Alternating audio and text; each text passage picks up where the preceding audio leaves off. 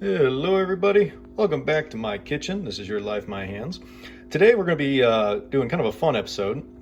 This is all the basic stuff needed to make a pot roast, and we're going to be getting all this prepped up, and we're going to be doing it speedily because I basically wanted to have an excuse to pull out my old pressure cooker right here. And this is what we're going to be using from Tefal. I've had this for a very long time. It works fantastic.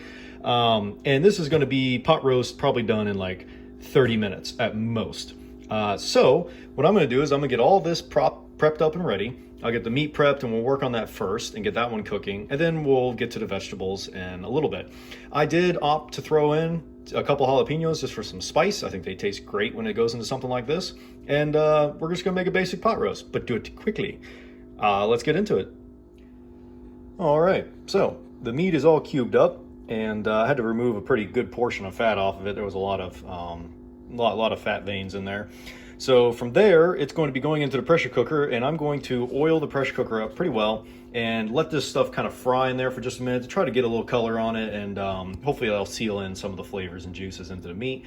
And then we'll make a broth, cap it, and we'll let it start doing its thing. So I'm gonna get this browned up, and we'll go to the next step. All right, so the meat's got a little color to it.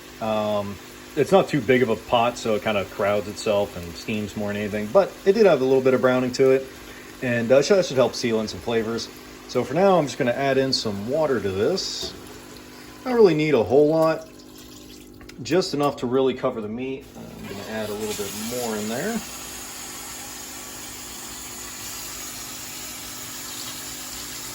And that'll also work for all the other vegetables. That will go in there afterwards. Now I'm going to throw in a couple bouillon cubes, and I also have a few spices. I have a little bit of tomato powder, a little nutmeg, and a little bit of ground mustard, and that'll just go in there. And I think the tomato powder, I really like tomato. I like a little bit of sweetness from tomato inside of like pot roast stuff, and I think that'll probably just help complement it. It's not gonna make a very tomato based like pot roast or anything like that. So all that's in there now and mixed up. The only other thing I'm going to do is I'm going to toss in the jalapenos now, just so that they have time to work with the meat and get some spice in there. From there, we're gonna get this thing up and boiling and put the lid on and then let it start pressure cooking. So I just chuck the jalapenos in their whole. I don't really feel the need to cut them up. And plus you can just kind of fish them out when you're done. You get all the spice and the flavor, but you don't have to worry about like seeds and everything else going through them. So I'm gonna leave it like that. This thing's starting to get ready to boil, so I'm gonna put the lid on here in a second. Although I do wanna ask, like, it's really weird. To me, it seems like pressure cookers skip generations. So my grandmother and grandparents in general, they love these things. Like they use them all the time. And then my parents were like terrified of them and didn't want like anything to do with them. And then I like them, and I've been using them now for quite a few years. And like I don't know, it just seems like to me everyone I've ever talked to is like any of these things have always just skipped generations. I always found it kind of funny. All right, let's get the lid on. Let's get it pressure cooking. And I mean, honestly, no disrespect to anyone who doesn't like pressure cookers because they're kind of scary. I mean, they're basically a bomb. This one seems to be going off nicely. I'm gonna turn the heat down on that a little bit. This one has two settings. It's got a 10 PSI, I believe, for number 1, and number 2 is like 15. That's really pressure cooking away some stuff. But this thing's going. I'm gonna leave this thing on for about 20 minutes. Then all the vegetables are gonna go in. It's gonna get cooked for about another 5 to 6. And you really don't need much time with vegetables on a pressure cooker. So we're gonna see how it comes out. And there she is. That was about 20 minutes in there before I managed to depressurize it. The jalapenos will be removed now. Get that good stuff off the top there. It just really doesn't do a whole lot with them. Up, see, it just fell in there. It just obliterates them because this thing obliterates anything that you put into it.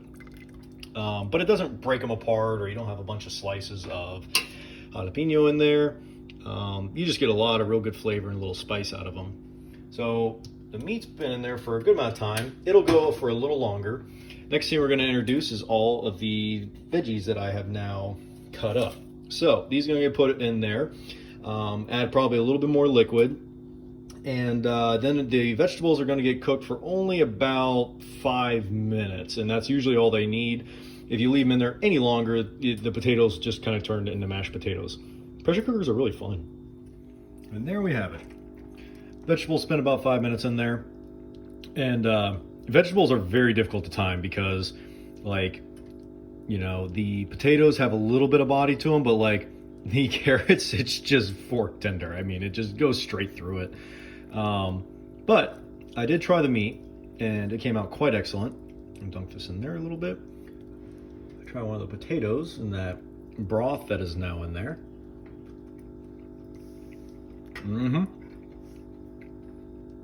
Oh, it's hot.